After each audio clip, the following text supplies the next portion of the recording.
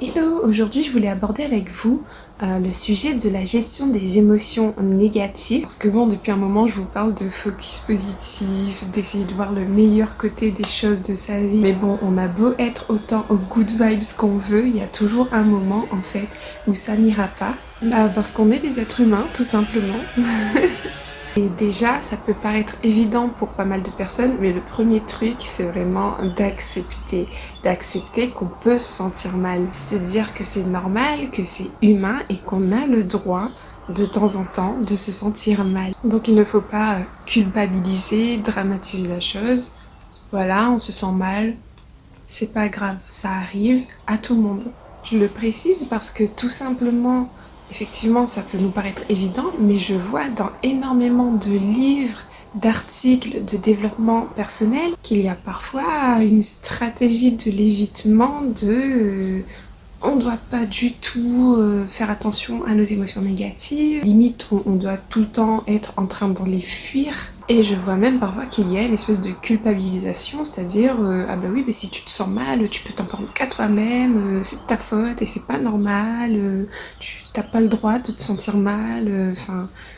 Et je trouve ça vraiment culpabilisant, quoi, je me répète. Je trouve que ça aide pas du tout, quoi. Si on se sent vraiment mal, ça aide pas du tout de lire des trucs comme ça.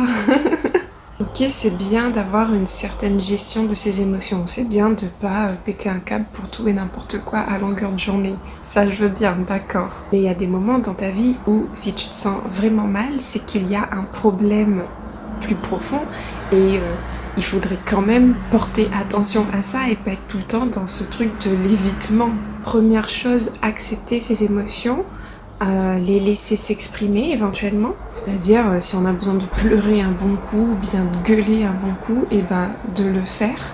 Et déjà, juste en laissant ces émotions s'exprimer, et bien peut-être qu'une heure ou 2 heures après ou le lendemain, vous allez vous dire ben, finalement ça va bien en fait.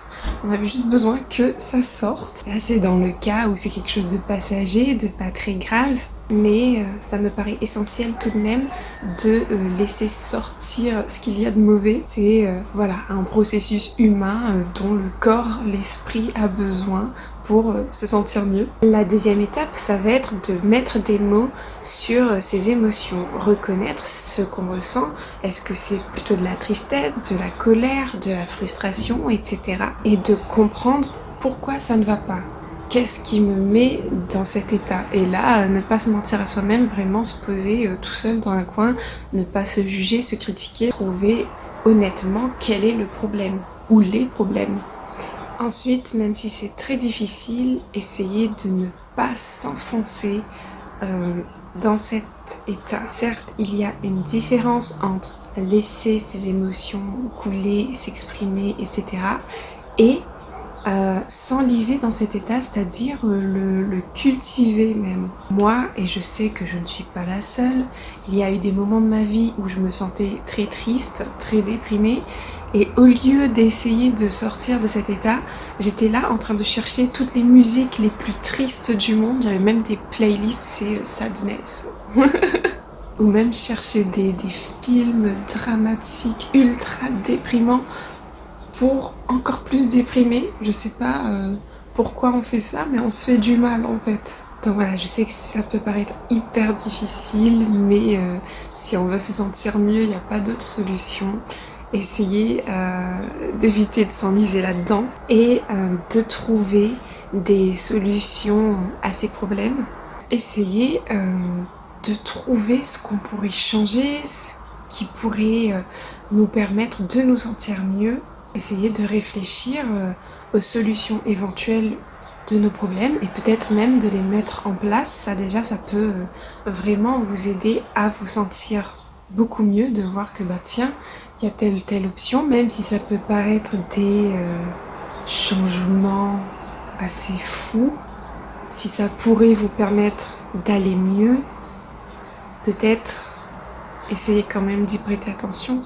Dans une certaine limite, votre santé mentale passe avant tout, avant les préjugés que peuvent avoir les autres, ou vous-même d'ailleurs. Et parfois, on n'a même pas besoin de mettre en place ces changements, en fait, juste le fait de réaliser que, tiens, j'ai telle possibilité, mais je choisis peut-être de rester dans ma situation, mais c'est mon choix. Juste de constater cette liberté, ça peut aider à se sentir mieux. Une autre solution, ça peut être d'exprimer ses émotions négatives, c'est-à-dire d'en discuter avec des proches, uniquement si on a la chance d'avoir une vraie écoute, des proches qui sont capables de vous écouter, ce qui n'est pas toujours le cas. En général, les émotions et les idées noires, les idées négatives font fuir les gens, c'est malheureux mais c'est comme ça, et au lieu de vous aider, ça peut peut-être vous isoler encore plus, et donc dans ce cas-là, si on n'a pas de vraie écoute, de véritables proches, amis, etc. capables d'encaisser toutes vos idées noires, il faudrait peut-être éviter en fait. Donc là, c'est à vous de voir, est-ce que vous avez des proches capables de vous écouter. Si ça n'est pas le cas, plutôt essayez de consulter un spécialiste, un psy qui sera là pour vous écouter, parce que tout simplement parler de vos problèmes, ça peut vous aider tout simplement, même si vous n'avez pas forcément de retour. Éventuellement, pourquoi pas tenir un journal intime pour extérioriser ses idées, ou alors l'exprimer à travers un art. Je parle du journal intime, mais oui, ça peut être écrire des poèmes, dessiner, peindre, chanter, faire quelque chose, transformer en fait ces émotions négatives en quelque chose de créatif. Ça peut nous aider sur plusieurs plans, tout simplement à les exprimer, à les libérer, à transformer ça en quelque chose de plus positif, qui pourrait même vous rendre fier, de dire tiens, de ma douleur, de mes souffrances, j'ai pu faire cette chose qui est plutôt belle. Donc ne pas sous-estimer les bienfaits de la créativité, ça peut énormément vous aider. Une autre méthode est tout simplement de, quand ça va mal, s'accorder un plaisir, donc s'octroyer un moment de bien-être, donc je ne sais pas, un bon bain, un chocolat chaud, quelque chose qui va vous permettre de vous détendre et de vous sentir bien. Essayez peut-être de vous changer les idées, allez vous balader, j'en ai déjà parlé, mais sortir, prendre l'air, ça peut énormément vous faire du bien. Ou par exemple lire, regarder une série, un film, et de préférence quelque chose de réconfortant, quelque chose de joyeux, pas un truc triste qui va vous rendre encore plus triste. Voilà donc pour ces différentes petites méthodes, j'espère sincèrement que ça pourra vous aider.